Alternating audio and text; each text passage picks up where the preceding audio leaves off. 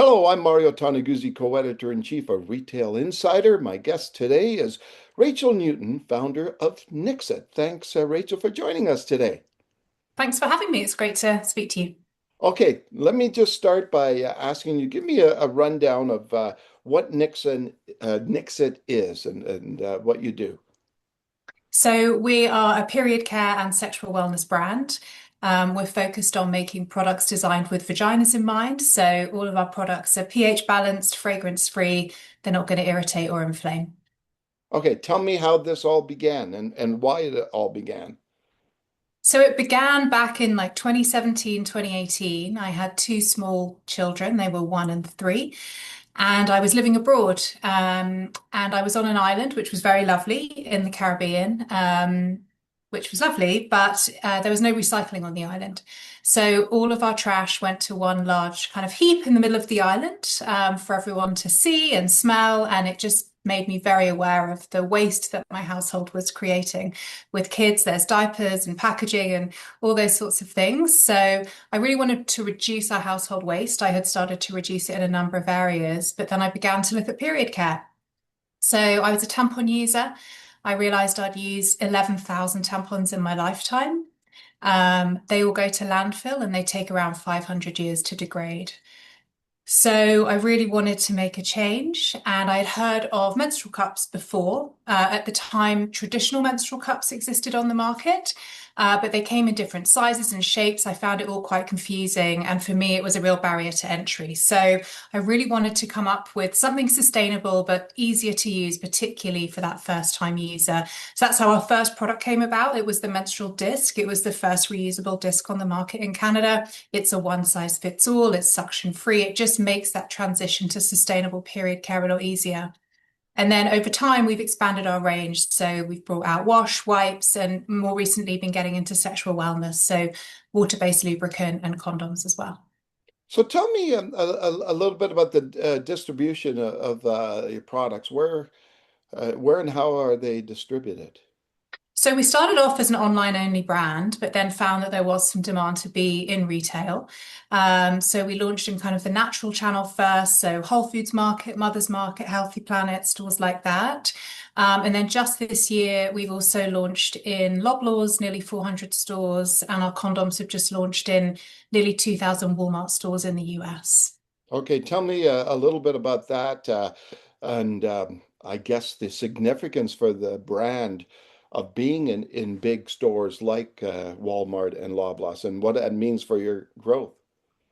I mean, it makes a huge difference for us. In Canada, just the Loblaws expansion has meant that we've expanded by over 50% in our Canada sort of retail footprint. But also, I think just a recognition from those large retailers that there is a demand out there from women for products that are really made with them in mind.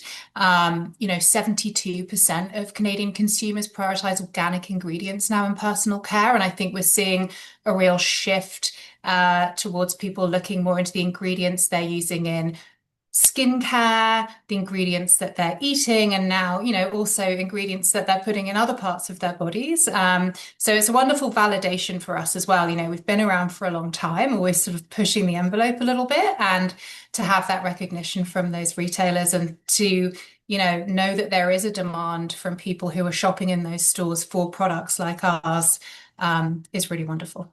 What were you doing before this? I was a lawyer, so very, very different. Oh, wow. That's quite Yeah. a transition. Yeah, it's Yeah. very different. I used to do hedge funds and exchange traded commodities and exchange traded funds, so very different.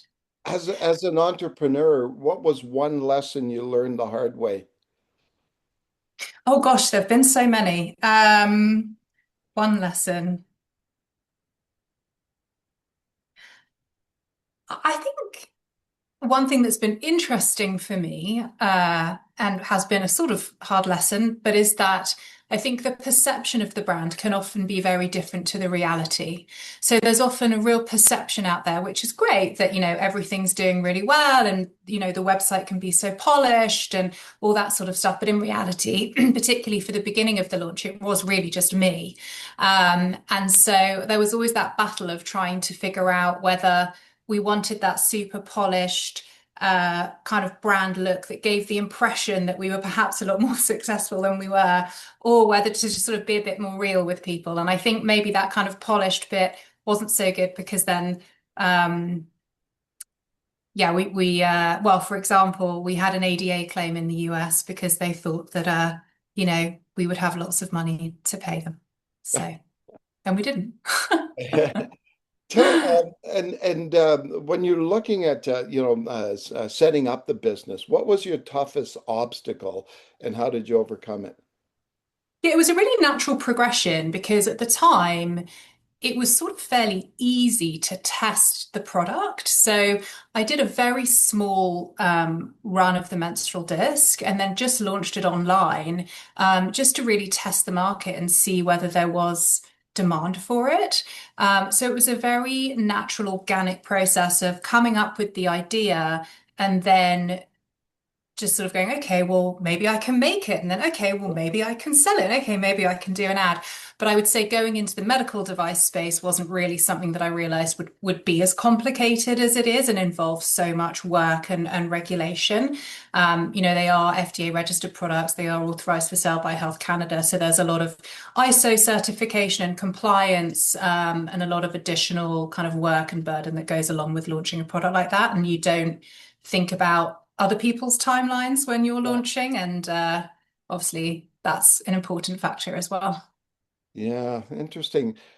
As an entrepreneur, I'm just wondering, what do you do consistently that makes you more effective?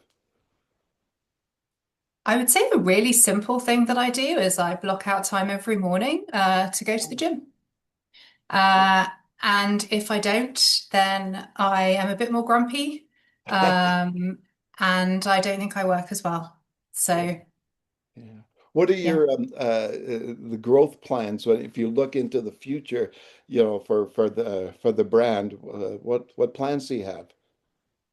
I mean, we'd love to be in obviously more retail stores in North America, so that's a big push for us this year. And then, if you're successful in the stores that we've been launched into, we'd be expanded out into the rest of their chain. So that would be amazing. And we always have some products that we're working on in the background, so it would be great to bring some of those out.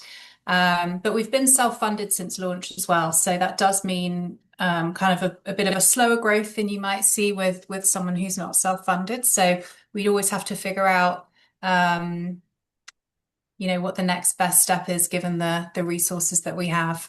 Yeah. I'm curious, what your biggest challenge when you approach retailers and asking them to sell your product? For all of the products, I think we're a bit of a disruptor. And so, particularly for the main chains, it's saying to them, here's this product and it is quite different, but we think that there's a demand for it. We know there's a demand for it. We can show it to you with our online Yeah. sales, but you have to take a bit of a gamble on us because for category managers who are just resetting in retail, every year, they've got these brands, they're legacy brands, they're selling well, people need them. So how are you going to convince them that actually people are going to transition to this other brand and maybe we're going to bring in more customers, younger customers, a different customer to their store that's going to start shopping in their store as well. Yeah. But that can be obviously quite difficult. Okay then. And the last thing I was going to ask you is, uh, being an entrepreneur, what advice would you give to the next generation of entrepreneurs?